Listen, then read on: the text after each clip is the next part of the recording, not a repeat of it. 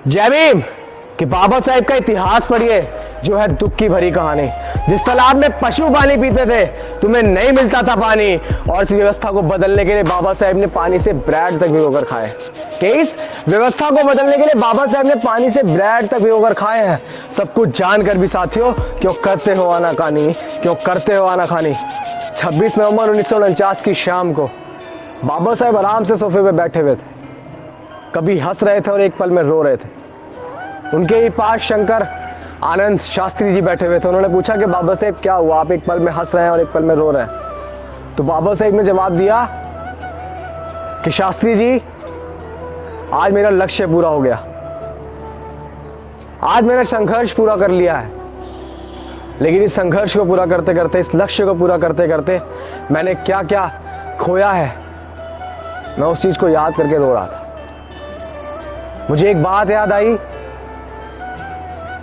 कि एक समय था कि मेरी जेब में 1 रुपया भी नहीं था। एक समय था कि मेरे पास खाने तक को पैसे नहीं थे। और उस दौर में मेरा बेटा राजरत्न,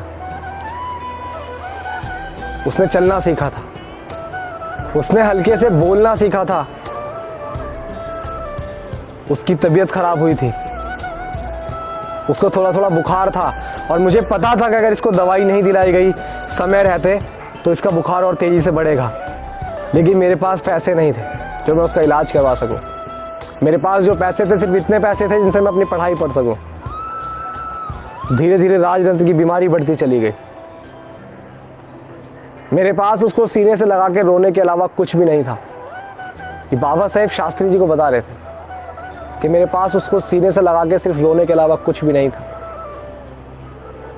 और एक समय रहा कि राजरत्न की बीमारी बढ़ती चली गई, और एक दिन वो मुझे छोड़कर चला गया। जब वो मेरे घर में मृत पड़ा हुआ था तो बहुत सारे लोग जुड़े। उनमें से एक व्यक्ति था जिसने मेरे पास आकर बोला कि बाबा साहेब राजरत्न अब नहीं रहे, उनके दाह संस्कार के लिए नए कपड़े चाहिए।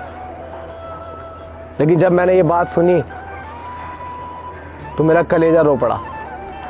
वो इसलिए क्योंकि मेरे पास जिस बेटे की दवाई गोली के लिए पैसे नहीं थे, जो मेरे बीच से चला गया, मैं उसको नए कपड़े कहाँ से लाके दूंगा। ये बात रमाबाई को पता थी। उसने मेरे पास होले से आकर अपनी साड़ी का पल्लू फाड़कर राजरत्न को उड़ाया और उसका दाह संस्कार किया। लेकिन आज मैं खुश हूं शास्त्री जी, क्योंकि मेरे आने वाले करोड़ों लाखों राजरत्न जो हैं